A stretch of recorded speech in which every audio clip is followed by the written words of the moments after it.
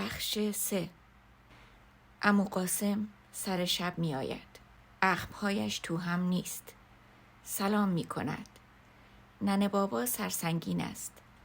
عمو او را کنار می کشد و 2 اسکناس می گذارد کف دستش. شستم خبردار می شود که پول رسیده. حقوق و عیدیش دیر رسیده بود. هر ماه کسی می آمد به آبادی و حقوقش را می آورد.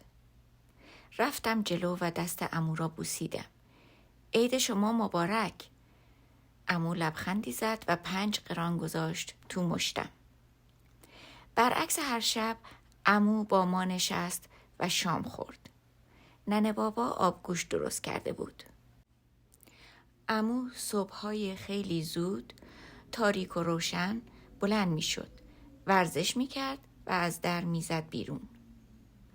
ننه بابا سر نماز بود که می زد بیرون و پیاده دور تا دور آبادی راه می رفت. پیاده روی می کرد. از راه‌های باریک حاشیه کوه‌ها می رفت. گاهی هم از کوه بالا می رفت. تفنگ هم داشت. تفنگ سرپر که توی لوله‌اش باروت می ریخت و کهنه می تپاند و با میله کهنه ها را توی لوله می کوفت. وقتی برمی گشت گنجشک و کپک و تیهو می زد.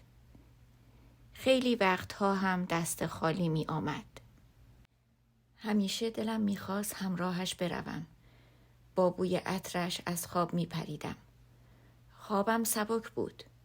بوی خوش عطرش حیات را بر می داشت. با صدای باز و بسته شدن در از جایم می پریدم و می دیدم عمو قاسم از در خانه تفنگ به کول بیرون می رود. زورم می آمد خودم را از رخت خواب بکنم. تازه معلوم نبود مرا با خودش ببرد یا نه. آن صبحی که شبش عمو پولدار شده بود با خودم شرط کردم دنبالش بروم. همین کار را هم کردم. هرچه گفت برگرد برنگشتم. صبح بهاری قشنگی بود. ننه بابا دنبالم دوید. هوشو سرما میخوری. ژاکت کهنه و رنگ رو رفتم را داد که بپوشم. چه صبح خوبی بود.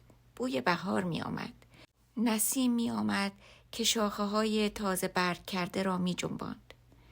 گنجشک ها و بلبل های 1000 دستان تو شاخه ها قیامت می کردند. از گوشه آسمان بالای کوهی که به باغ عمو ابرام می خورد روشنایی می آمد و تو آبادی پخش می شد. من مثل بزغال دنبال عمو می دویدم.